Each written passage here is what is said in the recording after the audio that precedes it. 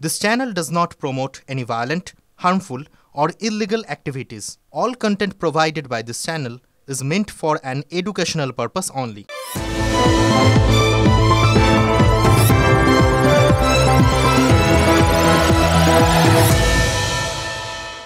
দেখুন, আমাদের চারপাশে তো আমরা এটা দেখেছি।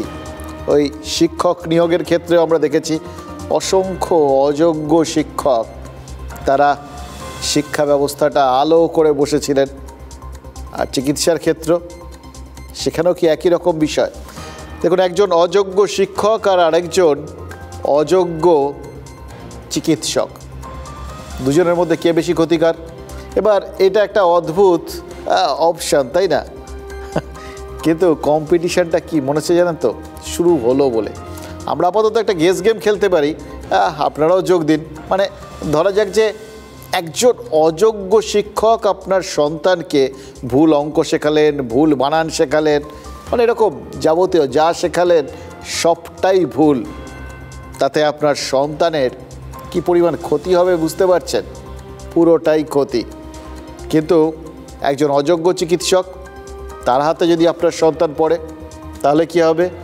ভুল ট্রিটমেন্ট হবে। তাহলে তার থেকে বড় ক্ষতি কি আগের ক্ষেত্রে হতে পারে? দেখুন, চিকিৎসার ভুল মানে কি প্রাণ সংশয় পর্যন্ত হতে পারে। এটার থেকে বড় ক্ষতি তো আর কিছু নয়। এবার এই জায়গাটাতেই না আমাদের মনে হচ্ছে নজরটা দিতে হবে, জানেন তো। কারণ স্বাস্থ্য শিক্ষা ব্যবস্থাটাতে এরকমই তো কিছু কিছু ইঙ্গিত পাওয়া যাচ্ছে, এবং সেই বিষয়গুলো মানে এখন পর্যন্ত এই স্বাস্থ্য ব্যবস্থার মধ্যে থেকে যা যা আমাদের চোখের সামনে এসছে, তাতে আলটিমেট পয়েন্টটা এসে দাঁড়াচ্ছে তো এটাই, কিভাবে এটা আপনার আমার মানসিক স্থিতি, শারীরিক স্থিতি সমস্তটা নড়বড়ে করে দিচ্ছে, ছিন্ন বিচ্ছিন্ন করে দিচ্ছে তো বটেই। কারণ পরপর রাতগুলো গোটা বাংলা জাগছে কার জন্য? তিলোত্তমার জন্যে। স্বাস্থ্য ব্যবস্থার সর্বশেষ শিকার। দেখুন, স্বাস্থ্য ব্যবস্থা এখন পর্যন্ত তদন্তটা পুরোপুরি তিলোত্তমা কেন্দ্রিক, তাই না? 9ই আগস্ট রাতে ওই আর.জি. কর হাসপাতালে চেস্ট মেডিসিনের ওই পিজিটি, ওই মেয়েটা তিলোত্তমা আপনার আমার চোখে। তার ধর্ষণ আর খুন একজন নাকি অনেকের হাতে হয়েছিল? এই প্রশ্নের উত্তর তো সিবিআই খুঁজছে। এটা আপনার আমার সবার মনের মধ্যেই রয়েছে। হ্যাঁ, সুপ্রিম কোর্টে সিবিআই তাদের রিপোর্ট দেবে। কি জানাবে সেটাও তো ওই দিন তিনেক পর জানা যাবে। তবে এই আজকের দিনে দাঁড়িয়ে সেটার থেকে যে জিনিসগুলো আস্তে আস্তে ডালপালা মেলে বেরোচ্ছে, সেটাও কি কম ভয়ানক? যেটা অলরেডি মানে যে জিনিসটা আমরা জানি না যে ওই রিপোর্টে কি থাকবে, সেটার জন্য তো অপেক্ষা করব, কিন্তু যেটা জেনে গেছি, যেটা আমাদের সামনে ওপেন হয়ে গেছে, সেটাকে আমরা কিভাবে দেখব? স্বাস্থ্য দুর্নীতির ডালপালা তো দেখছি মানে শেকড় বাকড় ডালপালা পুরো চারপাশে একদম ছড়িয়ে রয়েছে। তাতে একটা জিনিস তো পরিষ্কার বুঝতে পারছি, একদম জলের মতো, সেটা হলো শিক্ষার মতো স্বাস্থ্যেও খোঁজখবর করলে এক আধটা নেংটি ইঁদুর তো বটেই, আর ধেরে ইঁদুরও ধরা পড়াটা বোধহয় অস্বাভাবিক কিছু হবে না। তবে ধেরে ইঁদুররা সচরাচর ধরা ঠরা পড়েন না, স্বাস্থ্য পরের ব্যাপার, আগে তো শিক্ষা ছিল। হ্যাঁ, অবশ্য এক্ষেত্রে স্বাস্থ্য শিক্ষা দুটো একসঙ্গে হয়ে গেছে। কিন্তু শিক্ষার অত কিছু, রেশনের অত কিছু, পুরনিয়োগের অত কিছু, ধেরে ইঁদুরদের দেখা এখন পর্যন্ত আমরা পাইনি। অথবা আমরা জানি না, যাদের দেখা পেয়েছি তাদেরই কেউ ধেরে বলে মনে করেন কিনা, অথবা ধেরে চিরকাল লোকচক্ষুর অন্তরালেই থেকে যাবে কিনা, কিছুই জানি না, বুঝতেও পারছি না। কিন্তু স্বাস্থ্য দপ্তরের দিকে এখন পর্যন্ত কোনো তদন্তের আঙুল সেভাবে তো উঠতে দেখিনি এতদিন এই পর্যন্ত। এখন উঠছে আঙুলটা, কোন কোন বিষয়ে উঠছে? দুটো ব্যাপার তো মনেই হচ্ছে। এক, তিলোত্তমার ধর্ষণ আর খুনের তদন্তে, সেক্ষেত্রেও স্বাস্থ্য দপ্তরের দিকে আঙুল উঠছে। আর দ্বিতীয়ত, এই আর.জি. করে যে বিস্তর বেনিয়মের অভিযোগ রয়েছে, তার তদন্ত করতে গিয়েও তো আঙুলটা উঠছে স্বাস্থ্য দপ্তরের দিকে। এড়িয়ে তো যাওয়া যাচ্ছে না এই দুটো আঙুল। কিন্তু এর বাইরেও দুর্নীতির একটা মহাসমুদ্র রয়েছে, সেটা তো বুঝতে পারছি। সেখানে ইডি, সিবিআইয়ের মতো এজেন্সি ডুবুরি যদি নামায় না, কি মনে হয় জানেন, অসংখ্য মণিমুক্তর সন্ধান পাবেই পাবে, জাস্ট নামানোর অপেক্ষাটা। কারণ স্বাস্থ্য শিক্ষা ব্যবস্থার সঙ্গে যারা যুক্ত, যারা ঘরের লোক, তারাই তো বলছেন যে শিক্ষার মতো স্বাস্থ্যেও নাকি ওই ফেলো করি নাও নম্বর ওই সিস্টেমটা চালু আছে। আমরা দেখেছি নিয়োগের ক্ষেত্রে ফেলো করির কি মহিমা, 0 থেকে 52 হয়ে গেছে কি অদ্ভুতভাবে, কোন অঙ্কে কোন ফর্মুলায় সবাই জেনে গেছেন। সেটা নাকি এই স্বাস্থ্যেও রয়েছে। তবে আবার বলছি, এখানে তো আবার ডবল ইঞ্জিন স্বাস্থ্য শিক্ষা। রাজ্যের উত্তর থেকে দক্ষিণ সব প্রান্তে মেডিকেল কলেজগুলোতে অযোগ্যদের বেশি বেশি নম্বর দিয়ে নাকি পাশ করানো হয়েছে। আমরা বলছি না, ওখানকার লোকজন বলছেন, ওখানকার অধ্যাপকরা বলছেন, এবং যাদের হাতে গোটা বিষয়টা তারাও স্বীকার করছেন, অধ্যক্ষ, ডিন। মানে ডাক্তার তৈরি করার বিনিময়ে লক্ষ লক্ষ টাকা পারিশ্রমিক নেওয়া হয়েছে, ভাবা যায়? অথবা উল্টোভাবে যদি দেখি, লক্ষ লক্ষ টাকা দিয়ে কেউ ডাক্তার হয়েছে, পড়ে নয়। তাহলে কি শিখেছে? এটা তো আরেকটা প্রশ্ন, এটা আতঙ্কের প্রশ্ন। মানে ভাবতে পারেন কি হবে যদি যা শোনা যাচ্ছে, টাকা দিলে পাস, টাকা দিলে বেশি নম্বর, টাকা দিলে অনার্স, টাকা না দিলে ফেল। কি অদ্ভুত সিস্টেম! তাহলে এই গোটা বিষয়টার মধ্যে পড়ার জায়গাটা কোথায়, মেধার জায়গাটা কোথায়, শেখার জায়গাটা কোথায়? নাকি সেটার কোনো দরকার নেই আজকের যুগে? পুরো ব্যাপারটা একটা ব্যবসায়িক হয়ে গেছে, লালারা চালাচ্ছে সব কিছু, বুঝলেন তো? দেখুন, প্রাথমিক, উচ্চ প্রাথমিক বা হাই স্কুলের চাকরিতে যেরকম রেট বাঁধা ছিল আমরা দেখেছি, এটার জন্য এত, ওটার জন্য এত, ওটার জন্য এত। রাজ্যের বিভিন্ন মেডিকেল কলেজেও নাকি নম্বরের ফিক্সড রেট ছিল। আবার বলছি, এই অভিযোগ আমরা না, এই অভিযোগ করছেন ভেতরের লোকেরাই। দেখেছিলাম কালকে আপনাদের উত্তরবঙ্গ মেডিকেলে বিভাগীয় প্রধানরা নম্বরের তালিকা ফেলে ফেলে দেখিয়েছেন। এই দেখুন, এই হোয়াইটনার দিয়ে নম্বর সাদা করে মুছে দিয়ে তারপর নতুন করে নম্বর বসানো হয়েছে। এভাবে যে 50 পেয়েছিল তাকে লেটার মার্কস দিয়ে দেওয়া হয়েছে। একই অভিযোগ উঠেছে পানিহাটির সাগর দত্ত মেডিকেলেও, জানেন তো? সেখানেও পড়ুয়াদের চাপে পড়ে ওই অধ্যাপক, চিকিৎসকরা, কারা এই সমস্ত করেছে তাদের নামগুলো জাস্ট বলবো করছিলেন। তখনই বহিরাগতরা ঢুকে হামলা চালায়, সব ভণ্ডুল হয়ে যায়। কিন্তু ভাবুন, তার মানে কি? প্রথম দিন তারা যখন উত্তরবঙ্গে হয়েছিল তখন প্রিপেয়ার্ড ছিলেন না, কিন্তু ওখানে ওই চাপে পড়ে সবাই নামটামগুলো বলে দেওয়ার পর কাদের হুমকিতে বা কাদের অঙ্গুলি হেলনে এই সমস্ত নম্বরগুলো সাদা হয়ে যায়, তারপর নতুন নম্বর বসে যায়, এই বিষয়গুলো যখন সবাই জেনে গেছিলেন, যখন নাম নম্বর সব মিলেমিশে একাকার হয়ে গেছিল, সবথেকে বড় কথা পরিষ্কার হয়ে গেছিল আপনার সামনে, তখনই কেউ কেউ বোধহয় সিঁদুরে মেঘ দেখেছিলেন। মনে হচ্ছিল এই রে, এটা তো ছড়িয়ে পড়লে মুশকিল, ছড়াতে দেওয়া চলবে না। সুতরাং প্রিপারেশন ছিল, একদম টাইমিংটি অসাধারণ। এই পানিহাটিতেও, সাগর দত্ততেও জাস্ট নামগুলো বেরোতো, হয়তো কারা করেছেন এখানেও হয়তো কমন আসতো, বাট স্টিল নাম তো বেরোতো। ঠিক সেই সময়ই বহিরাগতরা ঢুকে হামলা চালায়। এবার এখান থেকে একটা জিনিস বুঝলাম, জানেন তো? একটা না, দুটো জিনিস বুঝলাম। প্রথমত, এই যে চক্রটা, তারা কিন্তু বিরাট শক্তিশালী। এই চক্রে কে আছে আর কে নেই সেটা সম্পর্কে শেষ কথা বলার সময় কিন্তু এখনও আসেনি। কারণ একজন না হয় জেলে গেছেন, চারদিকে প্রচুর পুলিশ, সিবিআই, ইডি সবাই নেমে পড়েছেন। কিন্তু তারপরেও কেউ কেউ আছেন যার অঙ্গুলি হেলনে বাইরের থেকে লোক ঢুকে পড়ে ওই একদম সঠিক সময় সব কিছু ভণ্ডুল করে দিতে পারে, মারধর করে ডাক্তারদের সরিয়ে দিতে পারে। তার মানে এই ক্ষমতাটা এখনও কারুর রয়েছে। তাহলে এই চক্রটা কত শক্তিশালী বুঝতে পারছেন? কিন্তু পুকুরে তো ঢিল পড়ে গেছে, ফলে অনুরণন তো তৈরি হবেই। মানুষ যদি একবার বলতে শুরু করে না যে প্রতিবাদ কথাটা যতবার বলবে তত ভেতরে ভেতরে তার ভয়টা ভাঙে। তেমনি মানুষ যখন বলে তখন আশেপাশে যারা আছেন তারাও কিন্তু সাহস পেতে শুরু করেন। এইভাবেই আস্তে আস্তে ওই ভয়ের বাঁধনটা আলগা হয়ে যায়। সেই কারণেই হয়তো একে একে বিভিন্ন মেডিকেল কলেজ থেকে এই অভিযোগগুলো এখন আসতে শুরু করেছে, সবাই বলতে শুরু করেছেন, মুখটা খুলে গেছে, জ্বালামুখীর মুখ খুলে গেছে, বেরোচ্ছে ভলকে ভলকে সব লাভা বেরোচ্ছে। শুধু লাভা না, লাভার সঙ্গে সঙ্গে ওই ভেতরে জমে থাকা বিভিন্ন মণিমাণিক্যের সন্ধানও পাচ্ছি আমরা। ডায়মন্ড হারবার মেডিকেল কলেজের অধ্যক্ষ উৎপল দা সবার সামনে দাঁড়িয়ে বলেছেন তার কলেজেও টাকা দিয়ে নম্বর বানানোর সিস্টেম সমানভাবে কার্যকর।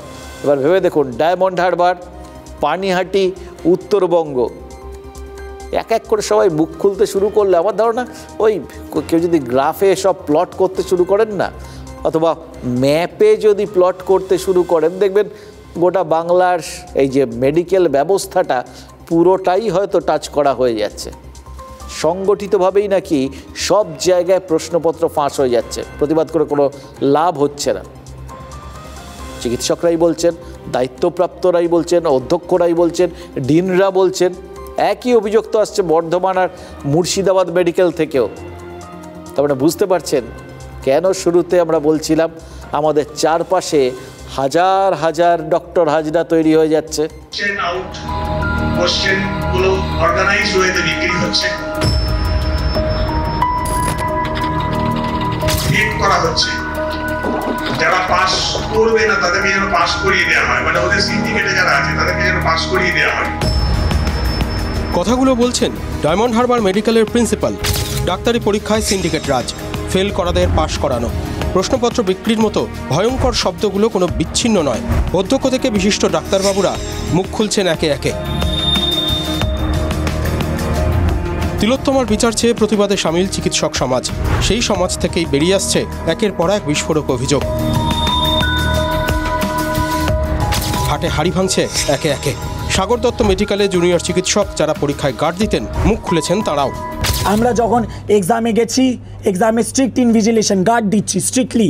আমাদেরকে কয়েকটা এই লবির অংশরা এসে বলছে যে ছেড়ে দেবেন, টুকছে। সেটা আবার কীভাবে টুকছে? ফোন খুলে টুকছে, পাতার পর পাতা জেরক্স করে রেখেছে, টুকছে। এই কথাটাও শুনতে হয়েছে, আপনি যে এটা করছেন আপনি কি জ্যান্ত গেট অবধি পৌঁছাতে পারবেন তো? পরীক্ষায় কারচুপি, নম্বরে কারচুপি। কোচবিহার মেডিকেলেও খুবুর বাসা নাকি চলছে রমরমিয়ে। TV9 বাংলায় খবর সম্প্রচারের পরেই টনক নড়ছে অনেকের। আমি হায়ার অথরিটির কাছে পাঠিয়েছিলাম যে প্রপার ইনভেস্টিগেশন বা যা কিছু করণীয় সেটা করার জন্য। মহন্ত নিজেই কনভেনার ছিল। হ্যাঁ, যদি থাকে স্বাস্থ্য দপ্তর বুঝে নেবে না, যদি থাকে ও কনভেনার তো ও ছিল, আমি ছিলাম না। তো উনি প্রভাবিত করার চেষ্টা করেছিলেন এবং গোটা ঘটনাটা আমি তো কমপ্লেনটা ডিএমই স্যারের ইয়েতেও আছে, কোনো মানে আমার ডিপার্টমেন্ট থেকে কোনো স্টেপ নেওয়া হয়। এক্সামিনার তো নয়, কনভেনার এক্সামিনার দুটোর থেকে আমাকে সরিয়ে দেওয়া হবে। মুর্শিদাবাদ মেডিকেলের ছত্রছত্রেও দুর্নীতির অভিযোগ। আমি এই মেডিকেল কলেজে সম্পূর্ণ ভিত্তি প্রস্তর স্থাপন থেকে রয়েছিলাম এবং তখন একটা পড়াশোনার চল ছিল, কিন্তু যেভাবে এই পরীক্ষার সময় গণটোকাটুকি এবং নম্বর পরিবর্তন এবং থ্রেটেনিং কালচার যেগুলো শুরু হয়, এই মুর্শিদাবাদ মেডিকেল কলেজের এই থ্রেট সিন্ডিকেট সমগ্র জেলাতেও বিস্তার করেছে এবং সেখানে যাদের নাম রয়েছেন তারা একসময় আমার সহকর্মী ডক্টর সুমন বিশ্বাস রয়েছেন। এখানে কলেজে আমাদের এরকম ধরনের কোনো পরীক্ষার থেকে টাকা পয়সা নেওয়া বা আরও যেসব অভিযোগ বাইরে যেগুলো চলছে এগুলো কোনোদিনই এখানে কিছু হয়নি। সুতরাং এটা একেবারেই হাস্যকর অভিযোগ। হাস্যকর কাণ্ডকারখানা অবশ্য শিক্ষা দুর্নীতিতেও দেখেছে বাংলা। আদালতের নির্দেশে প্রকাশিত ওএমআরে দেখা গিয়েছিল 3 হয়ে গিয়েছে 53। শিক্ষা টু স্বাস্থ্য।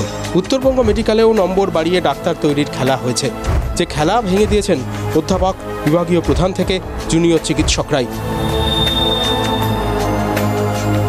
এখানে কারেকশন হয়েছে আর কোনো এখানে নিয়ম হচ্ছে কোথাও কোনো কারেকশন হলে এটা মার্কস যাবে না। This scan copy should go over there. এটা দেখো কোনোটাতে নম্বরের কারেকশন নেই। শিক্ষা হোক বা স্বাস্থ্য, দুর্নীতি শিকড় বাকড় বেশ শক্তিশালী। ফেল করা শিক্ষকরা ভুল ইতিহাস ভূগোল পড়ালে ছাত্রছাত্রীদের ভবিষ্যতের ক্ষতি, কিন্তু ফেল করা ডাক্তাররা তারা যদি ভুল অপারেশন, ভুল চিকিৎসা করেন, ইনভেস্টিগেশন হলে আমরা ডাটা দেখি। আমি কোথায় বাড়ালাম, আমি কোথায় নাম্বার বাড়িয়েছি, কিভাবে সম্ভব?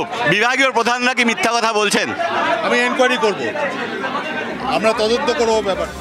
আচ্ছা, এ রাজ্যের বিরোধী দলগুলো তারা কি এই মুহূর্তে নিজেদের ময়ূর বলে ভাবতে পারে জানেন তো? কারণ দেখুন, একদিকে মেঘ ঠেক করেছে, আর প্রথম বর্ষার মেঘ দেখে ময়ূর তো আনন্দে পেখম মেলে। মেঘ তো রাজ্যের আকাশ ছেয়েই রয়েছে, আর তার উপর এই স্বাস্থ্য শিক্ষা ব্যবস্থায় নম্বর দুর্নীতির এত অভিযোগ।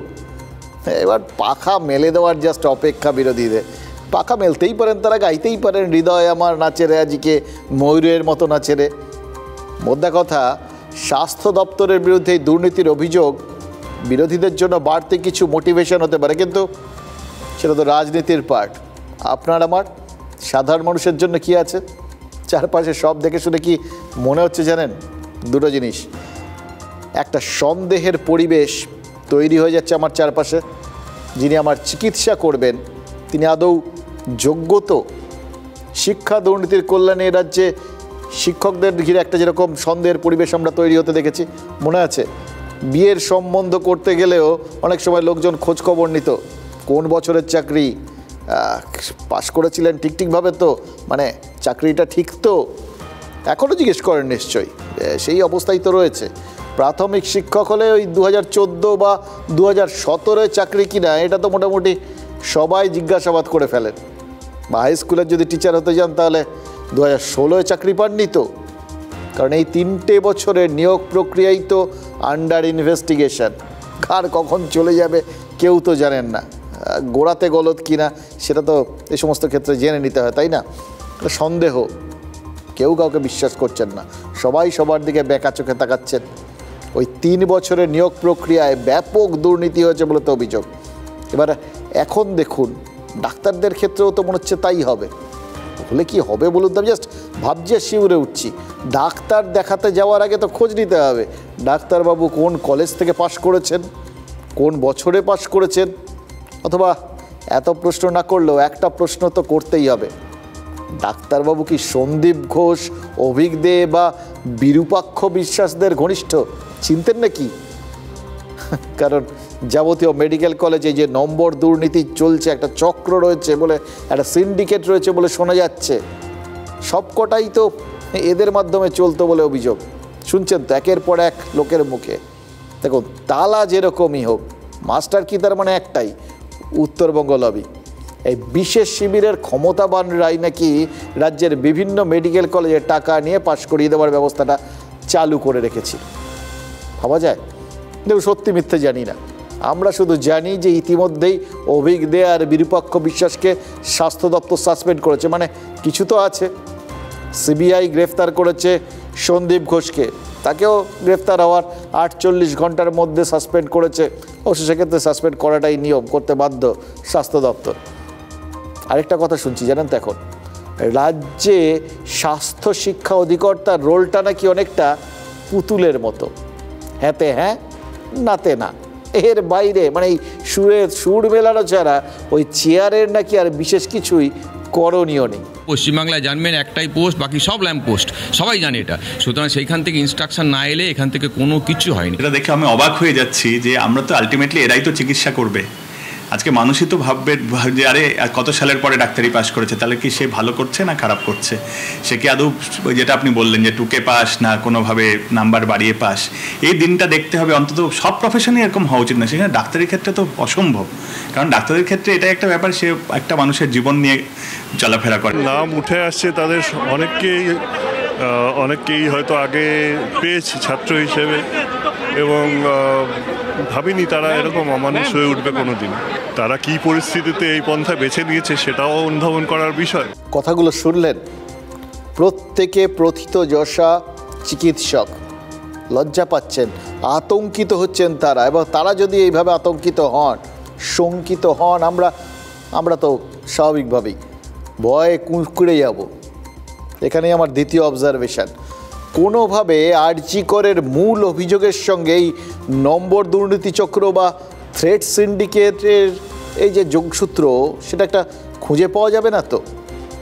কারণ চিরকালই দেখে এসছি তো এই দুর্নীতির ডালপালা বহুবিধ, বহুমুখী। এটা কীভাবে যে সমাজের বিভিন্ন জায়গায় ঢুকে পড়ে বোঝা যায় না, কোনো নির্দিষ্ট নিয়মই মানে না এটা। এবার ভাবুন তো, যদি তিলোত্তমার মৃত্যুর সঙ্গে কোনোভাবে এই যে দুর্নীতি চক্র, এই যে থ্রেড সিন্ডিকেট যারা বিভিন্ন সময় সবাইকে ধমক ধামক দিত, এই নম্বর বাড়ানোর থেকে শুরু করে পাস করার জন্য টাকা দেওয়ার জন্য যা যা অভিযোগগুলো সামনে উঠছে, এর যদি যোগসূত্রটা স্থাপন হয়ে যায় তাহলে কি হবে? সোমবার রাতে সন্দীপ ঘোষ গ্রেফতার হওয়ার পর তিলোত্তমার বাবা আমাদের ফোনে বলেছিলেন তাদের সন্তান দুর্নীতি চক্রের শিকার। কোন দুর্নীতি?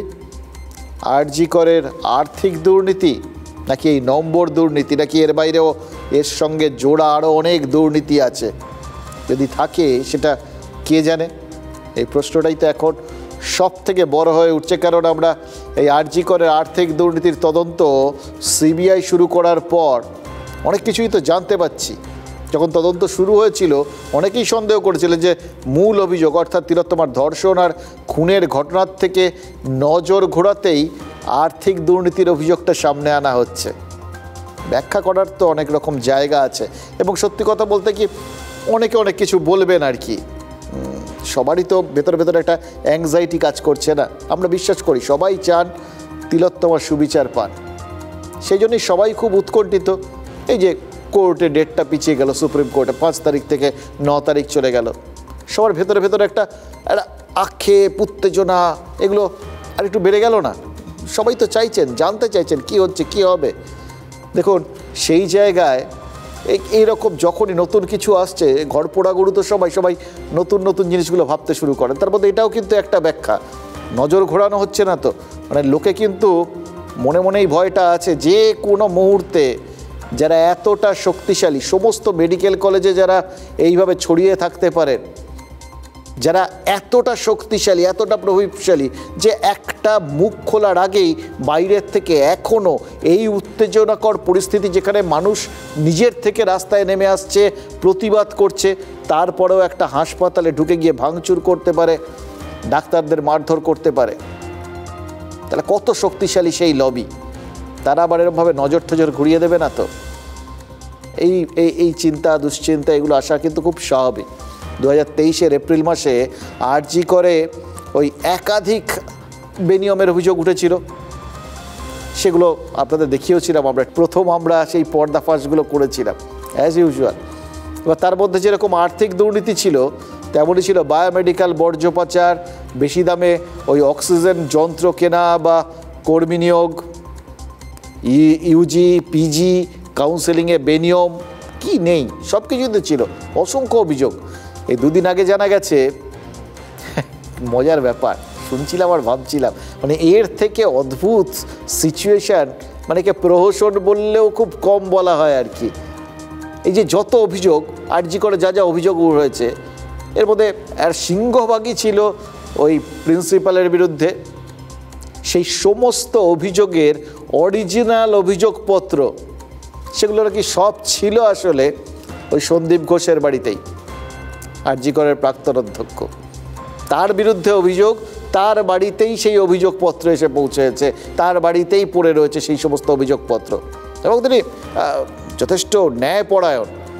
সেই অভিযোগপত্রগুলোর ভিত্তিতে তদন্ত হয়েছে, তদন্ত কমিটি হয়েছে, তারা বিভিন্ন রকম তদন্ত করে একটা রায়ও দিয়েছে আর কি। সেই যে সুপারিশ, সেই যে রায়, সেটাও তার বাড়িতেই রয়েছে, হয়েছে সব কিছু। কি অসাধারণ না?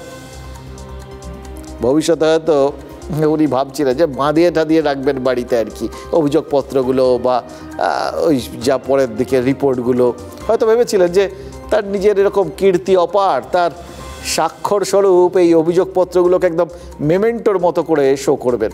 একটা দেওয়াল পুরোটা বিভিন্ন এই অভিযোগ, এটাতে এই অভিযোগ, এটাতে এই অভিযোগ।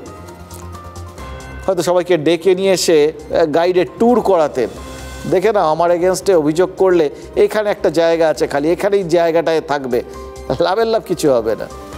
এবার চোখের সামনে এগুলো থাকলে হয়তো তার কনফিডেন্স বাড়তো, কেউ কিচ্ছু করতে পারবে না।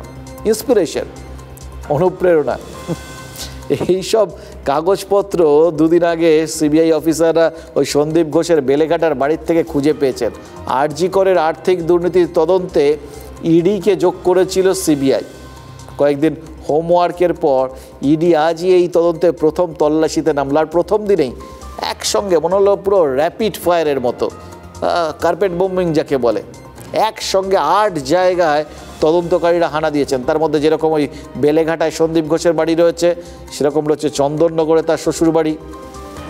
সন্দীপের সঙ্গেই সিবিআইয়ের হাতে যারা ধরা পড়েছেন, ওই বিপ্লব সিং, তার হাওড়ার বাড়ি। এবার সিবিআই এর মধ্যেই কিন্তু একবার তদন্ত চালিয়ে গেছে, তল্লাশি চালিয়ে গেছে, তারপর নতুন করে কিসের সন্ধান করছে ইডি? তার মানে তারা মনে করছে আরও কিছু পাওয়ার আছে, নাকি সিবিআই তল্লাশি চালিয়ে ইঙ্গিত পেয়েছিল যে এটার জন্য ইডির আসা দরকার, তাই জন্য ইডি আসছে? মানে কোনোভাবে যদি সিবিআইয়ের হাত থেকে নিস্তার পাওয়ার চেষ্টা কেউ করে, এবার ইডি ধরবে আর কি, অপেক্ষা করে রয়েছে, স্ট্যান্ড বাই, ফসকাতে দেওয়া চলবে না, এরকমই দেখে মনে হচ্ছে, জানেন তো। কিন্তু মুশকিল হচ্ছে ফসকানো, এটা মানে আটকানো যায়, আটকানো যাবে তো, মানে এগুলো তো আপনার আমার উৎকণ্ঠা। এটা বাড়বে কখন জানেন? যখন আপনি সন্দীপ ঘোষের স্ত্রী, তিনিও চিকিৎসক, সঙ্গীতা ঘোষ, তার বক্তব্য শুনবেন। তিনি কিন্তু ড্যাম কনফিডেন্ট, জানেন, সমস্ত সংবাদ মাধ্যমের ক্যামেরার সামনে। ভাবুন, যখন এরকম বাড়িতে রেড চলছে, হাজব্যান্ডকে ধরে নিয়ে গেছে, এত মানে চারপাশে তাকে মানে তার বিরুদ্ধে এমন ক্ষোভ, আদালত থেকে নিয়ে যাওয়ার পথে লোকে পারলে চড় থাপ্পড় মেরে দিচ্ছে, ব্যাপক চাপ। সেই জায়গায় দাঁড়িয়ে আরজি করের প্রাক্তন অধ্যক্ষের স্ত্রী স্টেডিলি বলছেন, যতই যে এজেন্সি আসুক না কেন, সন্দীপ ঘোষের বিরুদ্ধে একটা কাগজও নাকি কেউ পাবে না। আচ্ছা, সন্দীপ ঘোষের স্ত্রী কি ইডি সিবিআই এদের একটু বেশি আন্ডার এস্টিমেট করে ফেলছেন, নাকি শিক্ষা, রেশন, গরু পাচারের তদন্তের দীর্ঘসূত্রিতা দেখে তিনি কনফিডেন্স পাচ্ছেন? এখানে তো একটা প্রশ্ন, তিনি কনফিডেন্ট কোন ব্যাপারে? কাগজ না পাওয়ার ব্যাপারে? কাগজ নেই নাকি ছিল এখন আর নেই? এগুলো সম্পূর্ণ মিথ্যা। আমাদের যত ধরনের ইনভেস্টিগেশন এজেন্সি আছে, আমরা তাদের সবার সাথে ফুললি কোঅপারেট করি। মিথ্যাগুলো কেন হচ্ছে তাহলে? সময় প্রকাশ না, আপনারা বুঝতে পারছেন তো? যেটা বুঝতে পারছেন সেটা প্রকাশ করুন। কিন্তু কাগজপত্র তো বলছে উনি ব্যাপক দুর্নীতি করেছেন, যে সমস্ত তথ্য পেয়েছে সিবিআই। কিচ্ছু পাওয়া যায়নি, কাগজপত্রে এখনো অবধি কিচ্ছু পাওয়া যায়নি, পাওয়া যাবেও না। কাগজপত্রে এখনো অবধি কিচ্ছু পাওয়া যায়নি, পাওয়া যাবেও না।